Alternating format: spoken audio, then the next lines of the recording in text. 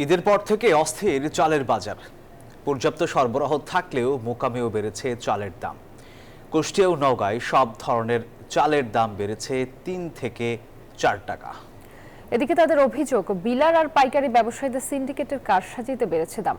ব্যবসায়ী নেতারা বলছেন, কর্পোরেট কোম্পানিগুলো বাজার নিয়ন্ত্রণ করায় ধান ও চালের মূল্য বৃদ্ধি পেয়েছে। প্রতিনিধিদের পাঠানো তথ্যচিত্রে ডেস্ক রিপোর্টে বিস্তারিত। দেশের সরু চালের অন্যতম বৃহৎ মোকাম কুষ্টিয়ার খাজানগর। এখানকার মিলে উৎপাদিত চাল ঢাকা সহ সারা দেশের বাজারে সরবরাহ করা হয়। প্রতিটি মিলের গোডাউনে ধান ও চালের পর্যাপ্ত মজুদ রয়েছে। ঈদের আগে মানভেদে সরু জাতের 25 কেজির বস্তার দাম ছিল ১,৬৮০ টাকা থেকে ১,৭২০ টাকা।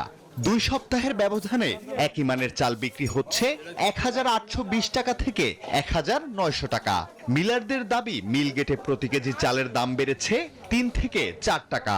কুষ্টিয়া মোকামে কেজি প্রতি 2 টাকা পর্যন্ত বৃদ্ধি পেয়েছে। আমাদের যদি বেশি দামে ধান কিনতে হয়, আমাদের চাউলটা বেশি দামে বিক্রি করতে হয়। আমার জানা মতে কোনো মিল মালিক 5 থেকে 8 টাকা বাড়ায় না। দাম বৃদ্ধির সাথে মিলার ও পাইকারি ব্যবসায়ীদের সিন্ডিকেট দায়ী। অভিযোগ খুচরা ব্যবসায়ীদের। বান্ডেল থাকলে প্রতি সেনমানিতে টাকা বাঁচবে। বিকাশ সেনমানি বান্ডেল কিনে জিতুন প্রতি লেনদেনে। মিল আলাদের উপর নির্ভর করে, মানে ওখান থেকেই কেজি প্রতি 3 থেকে 5 টাকা বৃদ্ধির কারণে বেশি দিয়ে কেনা লাগছে। মিল মালিকরা অতিরিক্ত ধান কিনে হয়তো আটকায় রাখছে, এই কারণেই হয়তো চাউলের দামটা অতিরিক্ত বাড়ছে। ব্যবসায়ী নেতারা বলছেন, টানা বৃষ্টিতে ধান নষ্ট হওয়ায় নওগাঁর মোকামে দাম বেড়েছে। ক্ষুদ্র ও মাঝারি ব্যবসায়ীরা কেজি প্রতি 2 থেকে 3 টাকা বাড়ালেও কর্পোরেট ব্যবসায়ীরা বাড়িয়েছেন কেজিতে 7 থেকে 8 টাকা। যেহেতু ধানের মূল্য বৃদ্ধি পেয়েছে, সে কারণে চাউলের মূল্য কিছুটা বৃদ্ধি পেয়েছে। কর্পোরেট কোম্পানিগুলো বাজার নিয়ন্ত্রণ করায় ধান ও চালের মূল্য বৃদ্ধি পেয়েছে বলছেন এই মিল মালিক। ব্যবসাটা চলে গেছে কর্পোরেট কোম্পানির হাতে। তাদের কাছে ধান চাল পর্যাপ্ত পরিমাণ মজুদ থাকে এবং বাজারটা নিয়ন্ত্রণ তাদের হাতেই। খাদ্য বিভাগের কর্মকর্তা বলছেন, দাম বৃদ্ধির পেছনে কারণ খতিয়ে দেখা হচ্ছে। জড়িতদের বিরুদ্ধে নেওয়া হবে ব্যবস্থা।